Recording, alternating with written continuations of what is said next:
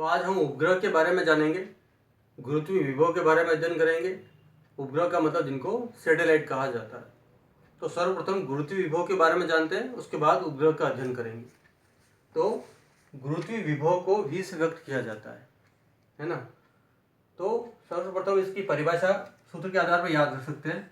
क्या होती है? v बराबर u बटा एम। u का मतलब स्थितिज ऊर्जा, m का मतलब एकांक द्रव्यमान है, इकाई द्रव्यमान है। तो जो भी भौतिक राशि का भाग लग रहा है वो एकांक या इकाई कहलाता है। डिवाइड जिससे हो रहा है उसको एकांक कहा जाता है। एकांक के रूप में क्या आ रहा है? एम आ रहा है।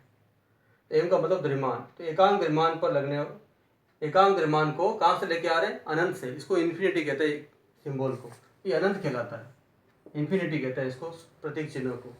तो एकांक द्रव्यमान को अनंत से गुरुत्वीय क्षेत्र में किसी बिंदु तक लाने के लिए किए गए कार्य को, कार्य मतलब ऊर्जा का, किए गए कार्य को गुरुत्वीय विभव कहा जाता है। तो सूत्र के आधार पर याद रखकर v बराबर u बटा। तो एकांक या इकाई द्रव्यमान को अनंत से गुरुत्वीय क्षेत्र में किसी बिंदु तक लाने के लिए किया गया कार्य ही ऊर्जा है। तो एक सूत्र बन गया v बराबर u बटा एम।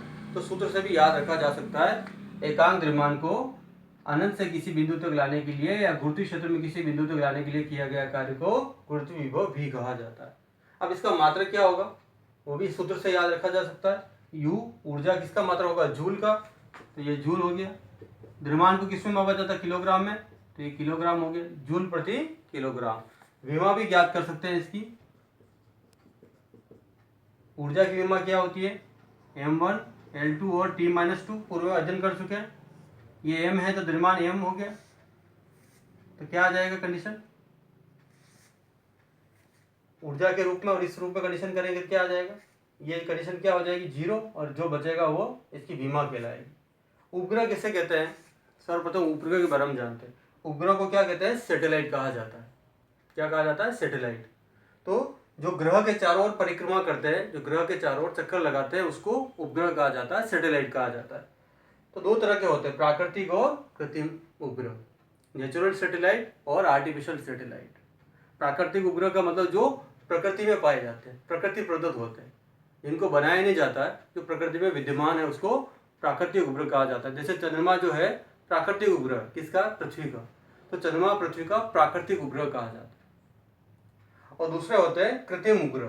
कृत्रिम का मतलब आर्टिफिशियल, जो मानव निर्मित होते हैं, जिनको वैज्ञानिक बनाते हैं, तो वो कृत्रिम उपग्रह कहलाता है। जैसे यहाँ से भेजा गया था, अपने देश से जो भेजा गया था, सर्वप्रथम कौन सा उपग्रह भेजा गया था? आर्यभट्ट के रूप में भेजा गया था।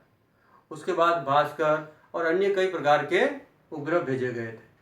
तो वो कृत्रिम उपग्रह कहलाते हैं, जो वैज्ञानिक द्वारा निर्मित होते हैं, मानव द्वारा निर्मित होते हैं। तो कई उपग्रह जो मानव द्वारा निर्मित होते हैं उसको कृत्रिम उपग्रह या आर्टिफिशियल सैटेलाइट कहा जाता है। तो सर्वप्रथम आर्यभट्ट भेजा गया था, उसके बाद कई उपग्रह भेजे गए, जैसे भास्कर है और इनसेट है और बहुत सारे उपग्रह भेजे जा चुके हैं।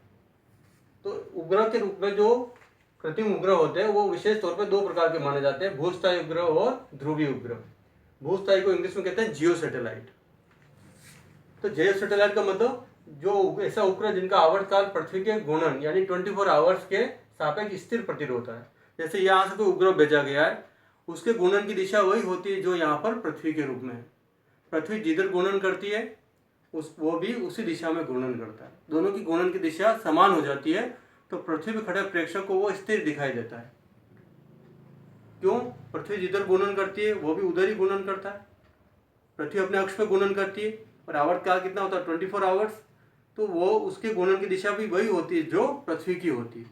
दोनों की घूर्णन की दिशा समान हो गई है, तो वो पृथ्वी पर खड़े प्रेक्षक को वो स्थिर दिखाई देता है। इसलिए इसका नाम भी भूस्थायी उपग्रह हो गया या जियो सैटेलाइट कहा जाता है इसको, है ना। तो जियो सैटेलाइट या भूस्थायी उपग्रह कहा जाता है। इसका उपयोग कहाँ होता है? मौसम की पूर्व जानकारी में। जो मौसम की भविष्यवाणी, मौसम की पूर्व जानकारी बताई जाती है वैज्ञानिकों द्वारा, तो उसमें इसका प्रयोग किया जाता है। वातावरण के अध्ययन में, रेडियो, टेलीविजन, इन सभी में संप्रेषण में इनका उपयोग किया जाता है। तो रेडियो, टेलीविजन सभी चलते हैं वो इसकी सहायता से चला जाता है। दूसरा होते हैं ध्रुवीय उपग्रह, पोलर सैटेलाइट। ध्रुवी का मतलब दो ध्रुव होते हैं, उत्तरी ध्रुव और दक्षिण ध्रुव। तो वे उपग्रह जिनका तल उत्तरी ध्रुव और दक्षिण ध्रुव से होकर गुजरते हैं उन्हें ध्रुवीय उपग्रह कहा जाता है। तो उपग्रह के कक्षीय वेग क्या होता है उसकी गणना कर सकते हैं। जैसे पृथ्वी है, उसका द्रव्यमान एमी और त्रिज्या आर के रूप में। यहाँ से आर दूरी के ऊपर कोई उपग्रह चक्कर लगा रहा है, एम द्रव्यमान का उपग्रह है, वो वी वेग से परिक्रमा कर रहा है, चक्कर लगा रहा है। तो उपग्रह या सैटेलाइट का कक्षीय वेग ज्ञात कर सकते हैं। तो मध्य में चक्कर लगा रहा है वृत्ताकार, तो कौन सा बल लगता है? अभिकेंद्री बल, और वो पृथ्वी के गुरुत्वाकर्षण से प्राप्त होता है। तो गुरुत्वाकर्षण बल और अभिकेंद्री बल बराबर। अभी गुरुत्वाकर्षण का सूत्र क्या होता है? G_m_m/r², mv²/r। तो ये r से r² कटेगा, तो एक r बचेगा, m से स्मॉल m कट गया, इधर बचेगा G_me/r, इधर बचेगा v²। v² को इधर लिख दिया तो G_me/r। तो v बराबर क्या आ जाएगा? √G_me/r। ये r जो टोटल है ये r और h के बराबर मान सकते हैं। r बराबर हो गया r + h, यानी कि त्रिज्या पृथ्वी की और ऊंचाई कितनी ऊंचाई पे हो, तो ये मान यहाँ रख सकते हैं। तो v बराबर क्या आ जाएगा? G_me, g का मतलब गुरुत्वाकर्षण नियतांक 6.67 के रूप में, और me का मतलब पृथ्वी का द्रव्यमान, तो ये r + h के रूप में आ गया। पूर्व में अध्ययन कर चुके G_me बराबर क्या होता है? G_r²। तो यहाँ लिख दिया v बराबर G_me बराबर क्या लिख सकते हैं? G_me बराबर, ये सूत्र पूर्व में अध्ययन कर चुके हैं, G_r²। तो ये G_r², इसकी जगह ये मान रख दिया, बटाव में क्या आएगा? r + h। r को वर्गमूल से बाहर भी ट्रांसफर कर सकते हैं, या मेन सूत्र यही आ जाए, v बराबर √G_r² r + h। तो एक बार पुनः दोहरान कर सकते हैं इसका गुरुत्वीय विभव। v बराबर u/m, यानी इकाई द्रव्यमान को अनंत से गुरुत्वीय क्षेत्र में किसी बिंदु तक लाने के लिए किया गया कार्य। u/m तो मात्रक होगा जूल प्रति किलोग्राम। u का मतलब जूल, बटाव में क्या आएगा? किलोग्राम, तो जूल प्रति किलोग्राम कहा जाता है। विमा भी लिख सकते हैं m1 L2T-2, u की विमा, कार्य ही ऊर्जा, कार्य और ऊर्जा की विमा बटावा m1।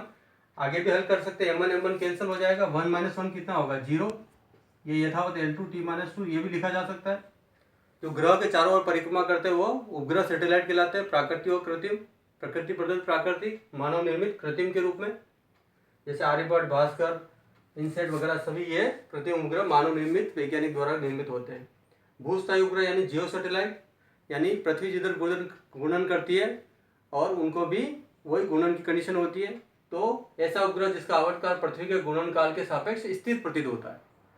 पृथ्वी अपने अक्ष पर घूर्णन कर रही है, उसकी दिशा, उसकी डायरेक्शन और वह सैटेलाइट की डायरेक्शन एक जैसी होती है, तो वह सैटेलाइट स्थिर दिखाई देता है।